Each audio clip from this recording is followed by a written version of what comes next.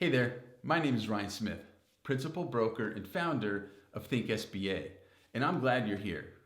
Before you watch the video, please subscribe and turn on notifications and never miss new content.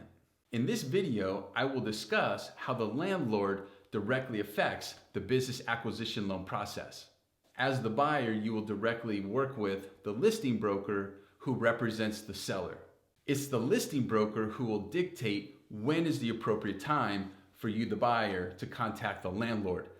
Typically, this is after you have been formally approved by the lender and received the commitment letter. This process can take typically 3 to 4 weeks to complete. And once it is complete, that's when you become a real buyer to the listing broker and they give you permission to contact the landlord to start negotiating the lease. You will encounter typically 3 different types of landlord structures. Number 1, there's the owner landlord. That's the individual or individuals who own the property. In this scenario, you'll deal directly with them. The second is when the landlord has hired a property manager to manage the tenants. In that scenario, you'll have to directly communicate with the property manager. And then the third scenario is when there is a regional or national landlord who hires an employee acting as their representative.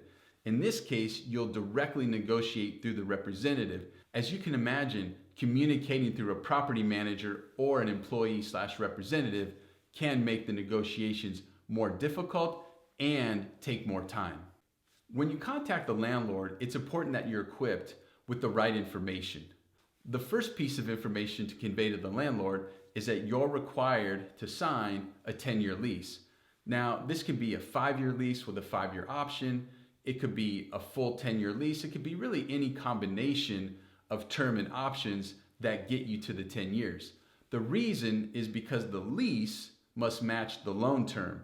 An SBA 7A loan to acquire a business typically has a loan term of 10 years. You will also want to communicate to the landlord that they will be required to sign a landlord lien subordination and collateral access agreement. This agreement is a contract between the landlord and the lender stipulating that the landlord will subordinate all collateral being taken by the lender as security in the transaction. And the agreement will outline the circumstances in which the lender can access the premises to take their collateral in case of a default scenario. It's important to point out that when the landlord lien subordination and collateral access agreement is proposed to the landlord, they typically sit on it. They don't move quickly. Landlords don't like to sign documents that they didn't originate.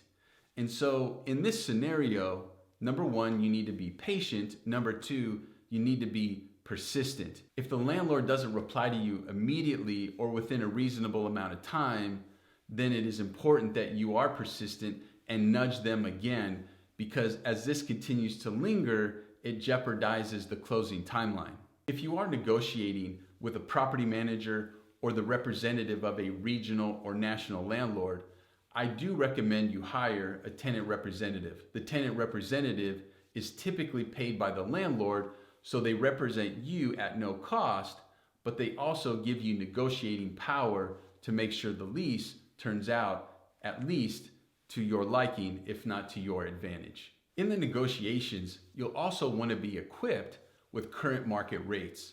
You can either find this information in the existing lease that the landlord has with the seller, or you can discuss this with a commercial real estate broker or tenant representative in your area who is familiar with what the market rates are, if not only for that region, but maybe even for that specific location or that specific area. So what do you do when you feel like the negotiation is stalled or it's not working out in your favor? You can even get to the point, I've seen people get to the point where they're so discouraged with the negotiation of the lease that they're almost ready to walk away from the business acquisition altogether.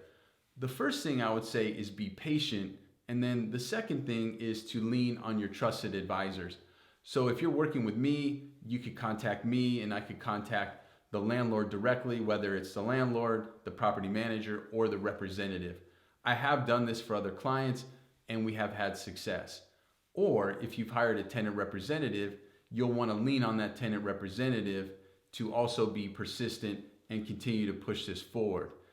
If this is a really difficult negotiation, then at that point you can even enlist the services of the listing broker and the seller. Because remember, just as much as you want to buy the business, the listing broker wants to sell the business and the seller wants to exit the business. If you do need resources, whether it's a tenant representative or an attorney, you can always give me a call. I have those resources and I'm glad to pass them on to you. Thank you for watching this video. I hope that it's been informative and that it will assist you as you continue on your journey to acquiring a business.